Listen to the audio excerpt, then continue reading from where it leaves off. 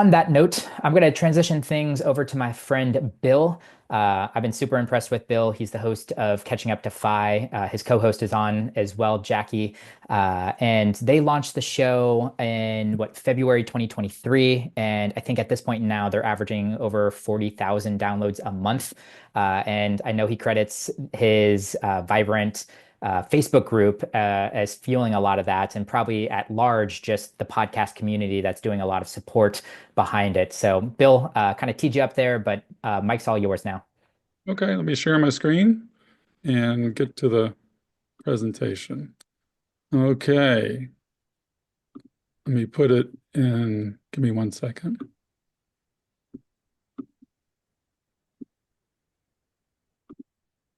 Can everybody see that? Okay, so it's nice to be here today. Thank you for inviting me, Justin. I appreciate it. So this is, I got a lot of slides, so I'll try and roll through them pretty quickly so that we don't go over time. At any rate, a little bit about us.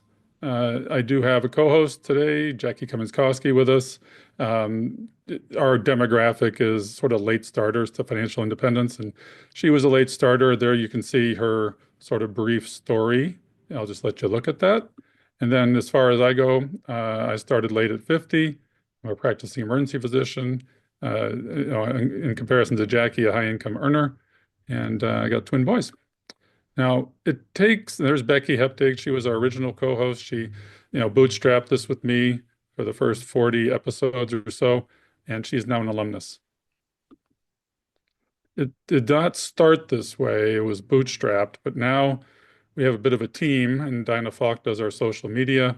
I do have, because we've monetized a little bit on Libsyn, a virtual assistant that does all of our editing, which frees us up to do what we do best, is source guests and create content.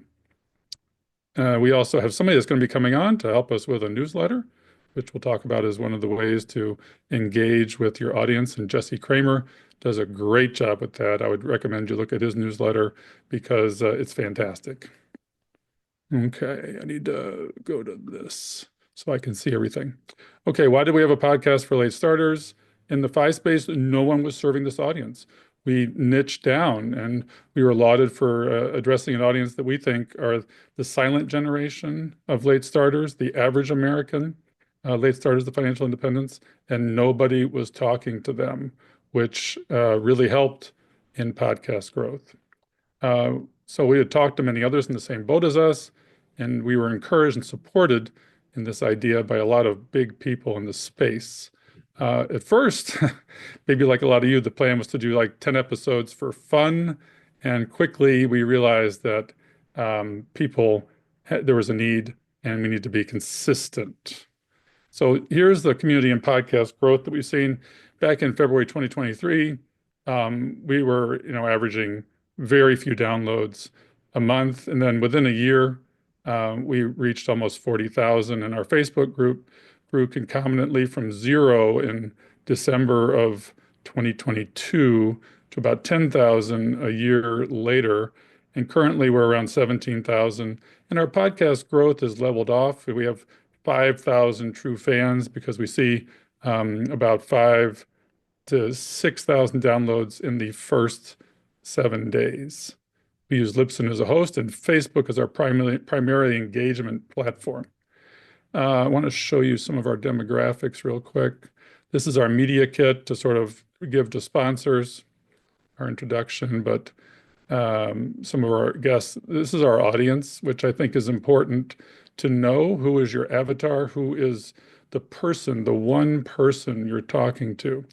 And in our case, there's the age range generally, and we got this from Facebook. We assume it crosses over to our podcast, and I think that's a pretty good assumption. And if you include YouTube, we're pushing towards 1 million downloads. As Justin said, we're at 40,000, and we have now 17.2 thousand. Facebook, we've seen a big influx recently because of crosstalk and other groups. There's our income demographic, and we have a predominantly 76% women who are often late starters because of different financial trauma. And let me get out of this. Okay. Sorry, one second. Okay, so we saw exponential growth in the first year, and it's flattened out. So what do we need to do different?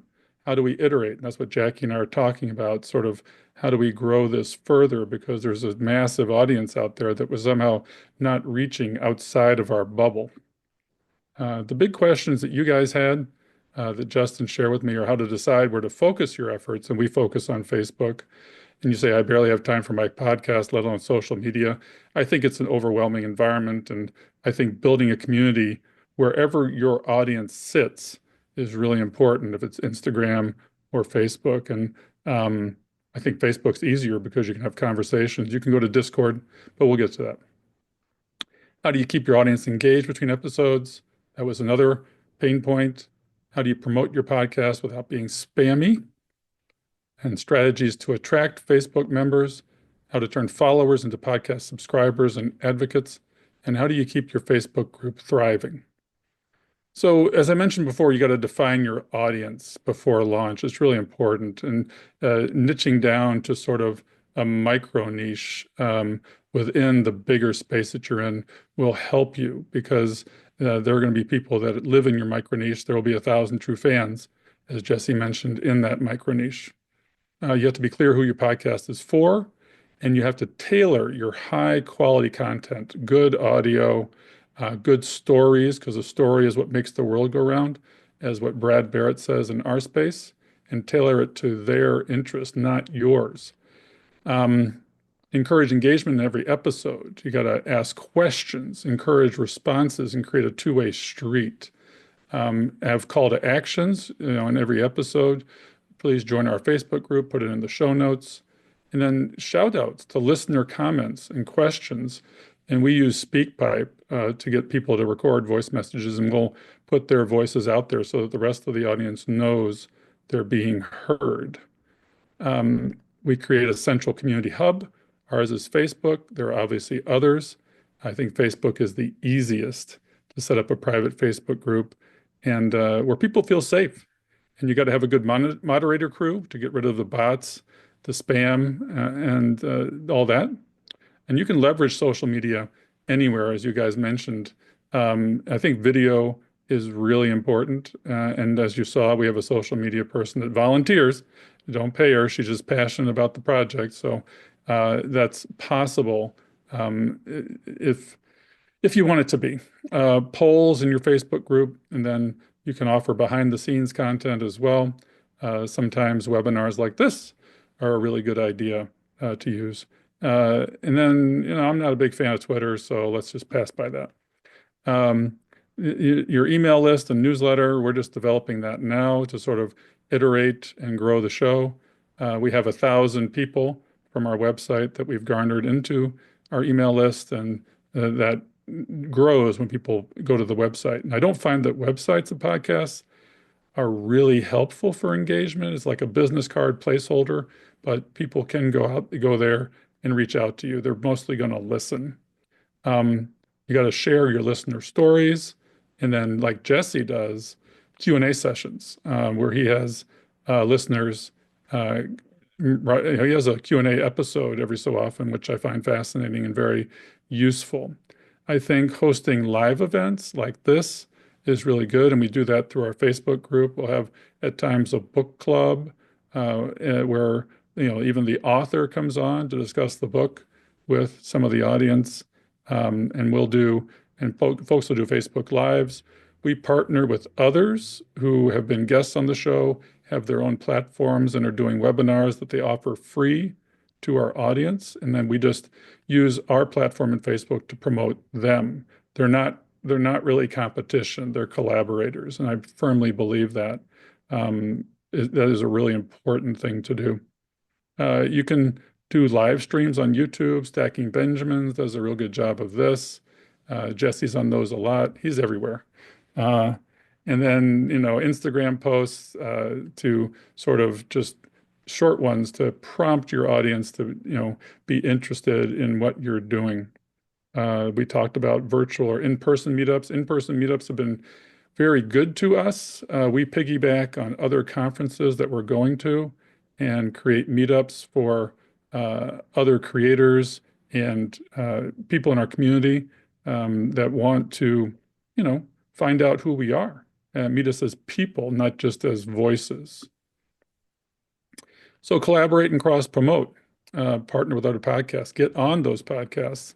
And we've been very fortunate to have done so on some of the biggest ones in our space that have, the hundreds of thousands of hundreds of thousands of downloads in a month. Do your guest appearances, and that will bring their audience to you as well. We do a lot of feed swaps where when we're on other shows, we'll promote their show by posting it on a second episode of the week. They'll provide us with their MP3 or feed, and we'll drop it into a Wednesday episode because we usually post on Sundays. So it's repurposed content that is good for you and your audience. Bill, can you back up and say that just one more time, what a feed swap is? A feed swap is where you're a guest on somebody else's show, and then you ask them if it, especially if it turns out well and you want to promote them, and it can promote your message depending what you're talking about. And Jackie does a lot of this, and I'll do some of this. They provide you with the content, and then you just add an intro.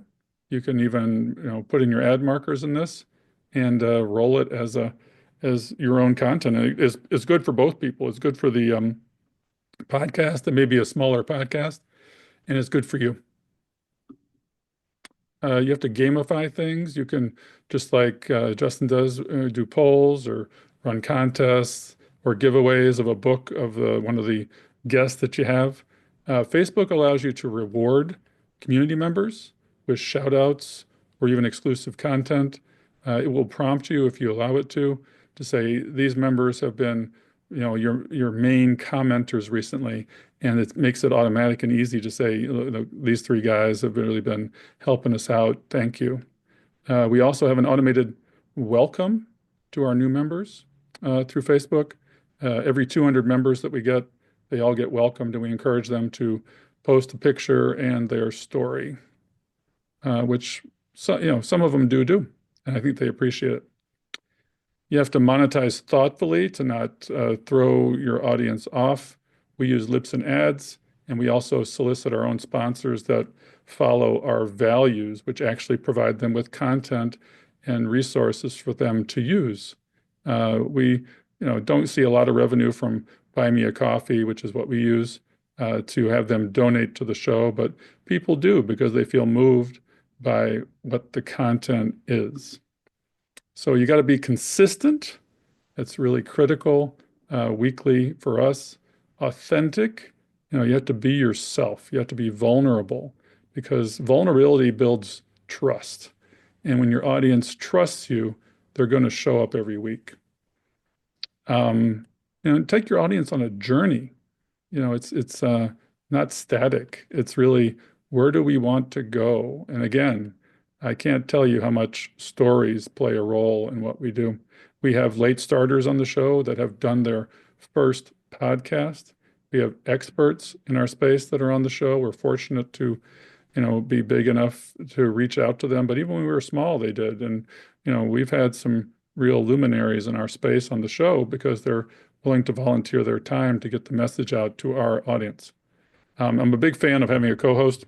I forgot to mention that.